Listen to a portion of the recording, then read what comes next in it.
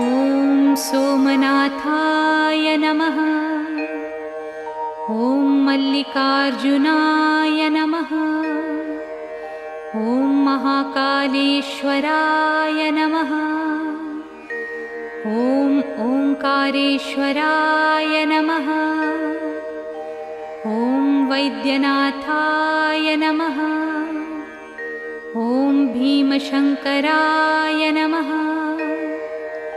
ॐ रामेश्वराय नमः।